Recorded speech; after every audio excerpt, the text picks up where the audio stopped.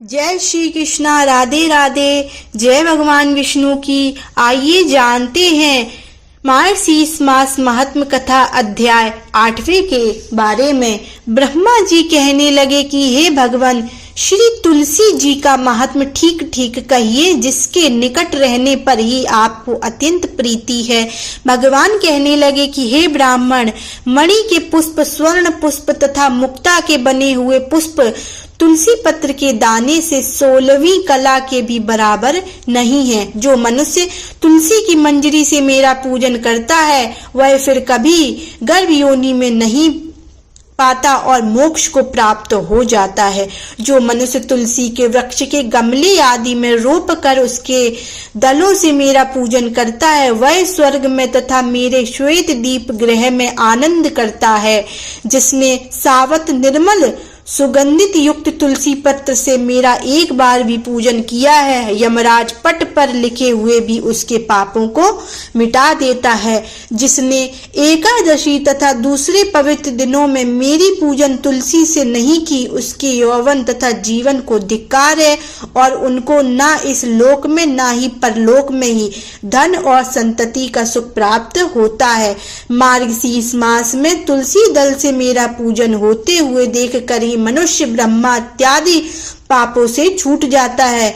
जो मेरी लक्ष्मीपति की नित्य ही तुलसी से पूजन करता है, उनके महान पाप भी नाश हो जाते हैं। फिर मामूली पापों का तो कहना ही क्या है। मेरे पूजन में वासी पुष्प और वासी जल यद्यपि वर्जित है, पर तुलसी पत्र और गंगा जल कभी भी वर्जित नहीं है। हे पुत्र, मालती आदि के पुष्प तभी तक मेरी पूजा में गर्जना करते हैं जब तक तुलसी पत्र नहीं मिलते हैं। जो मनुष्य एक बार भी बिल्व पत्र से मेरी पूजन करता है, वह मेरी समीप्य मुक्ति का भागी हो जाता है और सब पातकों से छूट जाता है। बिल्व पत्र से, समी पत्र से, जाति पत्र से, जाति पुष्प से, कमल से और कौतुंब मणि से भी तुलसी पत्र मुझको अधिक प्रिय है। मेरे हृदय को आनंद देने वाली मंजरी युक्त सावत पत्र वाली तुलसी और क्षीर सागर से उत्पन्न होने वाली लक्ष्मी से भी मुझको अधिक प्रिय है। जैसे एकादशी कृष्ण पत्र को ही या शुक्ल पक्ष की मुझको दोनों ही अत्यंत प्रिय है, वैसे ही चाहे श्वेत हो अथवा कृष्णा, दोनों ही तुलसी मुझको अत्यंत प्रिय है। जो भक्ति पूर्वक तुलसी से मेरा पूजन करता है, उस पूजन से देवता, असुर और मनुष्य सभी का पूजन हो जाता है। मुझको प्रसन्न करने के लिए कौतुंब आदि मणि रत्न सभी तक गर्जते हैं, जब तक कृष्ण मंजरी युक्त कृष्णा तुलसी प्राप्त नहीं होती है। जो मनुष्य कृष्णा तुलसी से भक्ति पूर्वक कृष्ण भगवान का पूजन करता है, वह उज्ज्वल भवन अर्थात विष्णु लोक को जाता है, जहाँ लक्ष्मी के सहित भगवान विष्णु निवास करते हैं। जो मेरे पूजन के लिए भिक्षुओं को की तथा दूसरे वैष्णवों को तुलसी दल देते हैं, वे लोग अविनाशी पद को प्राप्त होते हैं। जो मनुष्य तुलसी से अथवा श्वेत तुलसी से मेरा पूजन करते हैं, वह शरीर को छोड़कर सदैव के लिए वैष्णव गति को प्राप्त होते हैं।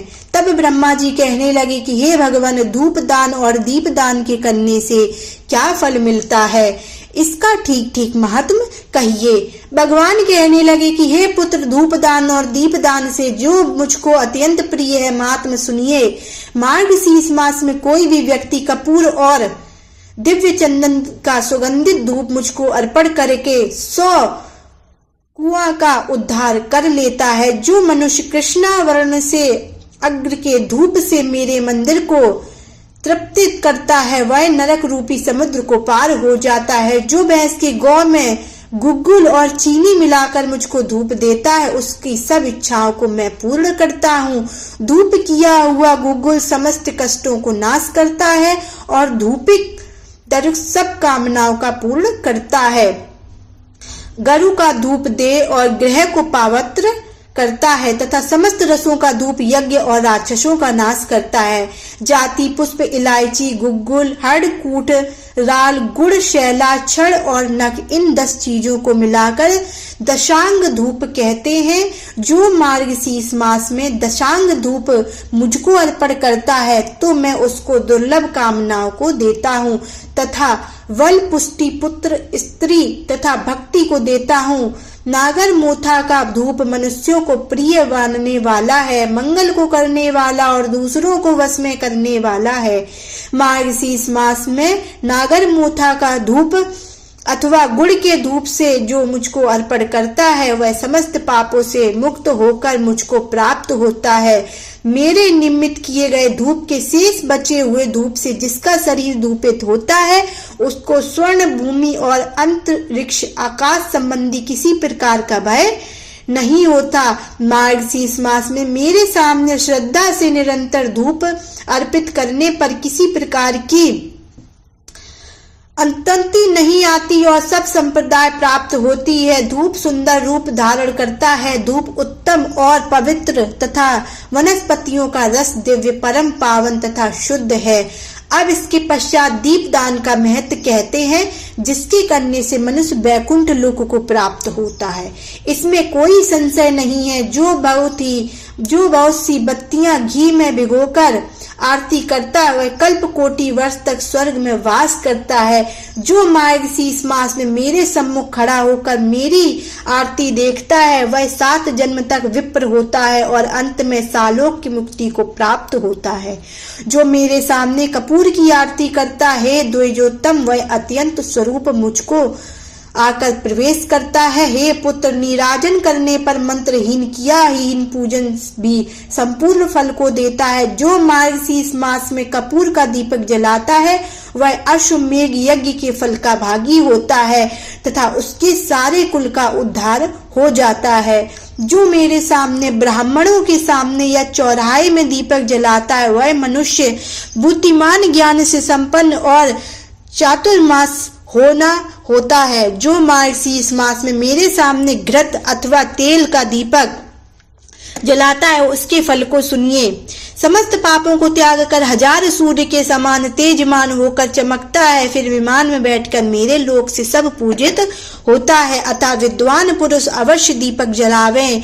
जो दीपक जलाकर मुझको देता है वह अवश्य नरक में जाता है। हे द्विजोत्तम, जो पातकी लोभ से अथवा द्वेष से दीपक की चोरी करता है वह अवश्य गूंगा होता है और अंधा भी होता है। इति श्री स्कंद पुराणे मार्गशीर्ष मास महात्म का घृत धूप दीन महात्म 8वां अध्याय समाप्त हुआ। जय भगवान विष्णु की, जय माता लक्ष्मी की।